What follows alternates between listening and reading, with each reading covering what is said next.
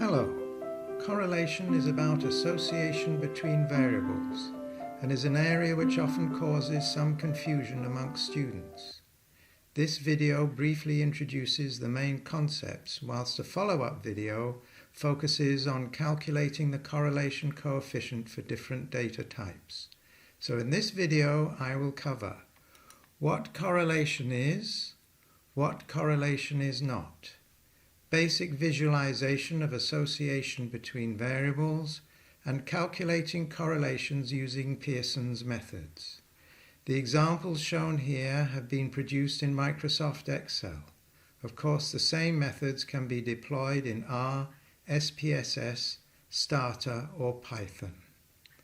Correlation can be defined as the statistical relationship or association between paired variables x and y. To understand what is meant by paired variables, let's look at a snippet of data. Here there are two variables, percent rental accommodation and percent unemployment, which have been measured for each postcode sector. Paired variables are measures for the same place, the same individual, or at the same time. If the variables are not paired, then correlation can't be used.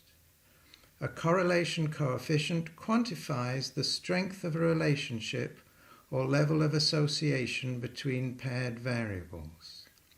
It needs to be stressed that correlation does not indicate causality, only some level of association.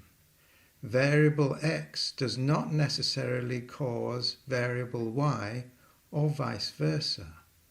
Returning to our snippet of data, rental accommodation and unemployment may have a level of association, but this may be caused and controlled by some third variable or groups of variables that may or may not have been measured. Theory and other statistical techniques can be used to infer the correct levels of causality. Scatter plots allow us to visualize and explore any association between paired variables. A simple trend line helps the visualization. For the variable percent unemployment and percent rental accommodation, we see quite a strong association rising from left to right. This is a positive association. As one variable increases in value, so does the other. If on the x-axis we now have percent employment, the inverse of percent unemployment, we see the same level of association but falling from left to right. This is a negative association. As one variable increases in value, the other decreases. Here are two more positive associations to be compared with the one we just looked at. The variables on the x-axis have changed. As we look from the scatter plots from left to right, we can see that the level of association is declining. The data are more scattered about the trend line. A correlation coefficient quantifies the strength of a relationship or level of association between paired variables. Conventionally, a correlation coefficient is in the range of -1 through 0 to +1, where +1 indicates a perfect positive match between two variables, and -1 indicates a perfect inverse or negative match between two variables.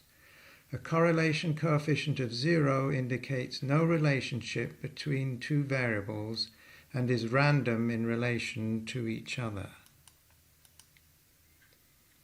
A popular method for calculating correlation coefficients is the Pearson product moment, so called because it uses the first two moments of the normal distribution, that is, the mean and the standard deviation. Imposing as the formula might seem, it is quite simple to understand. The numerator, top line, is the sum of the product of each pair of values, x, y, minus their respective means. And the denominator, the bottom line, is the number of paired values minus 1, that is n minus 1, times the product of the standard deviations.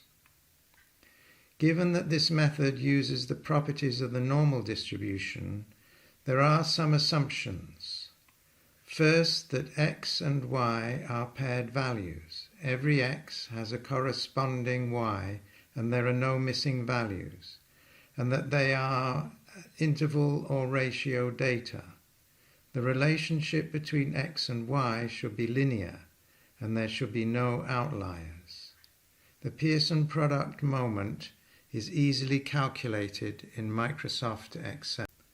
Returning to our example dataset, the positive association on the left has a correlation coefficient of plus 0.83, which is a strong positive correlation, whilst the negative association on the right is minus 0.83, a strong negative correlation.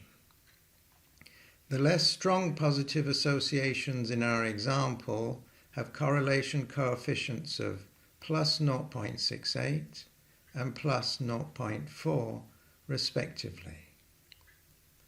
When analysing data, we often deal with different data types.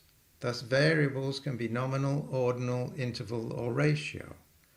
For a correlation Rxy, variables x and y may be different data types, and depending on the combination of data types, different methods need to be used.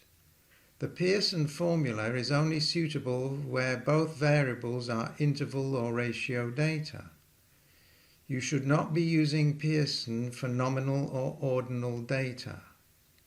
For other measures of association using a range of data types, see my YouTube video, Easy Data Analysis, Calculating Measures of Association. Finally, beware of spurious correlation. Here is data from Google Correlate, which shows a very high correlation of plus 0.94 for UK web search activity over time for a bank and a dating agency, two activities that are highly unlikely to be associated. The correlation is spurious. This YouTube channel will feature a growing number of videos on quantitative and qualitative analysis and on machine learning. These are based on 25 years of masterclasses. Subscribe and look out for them.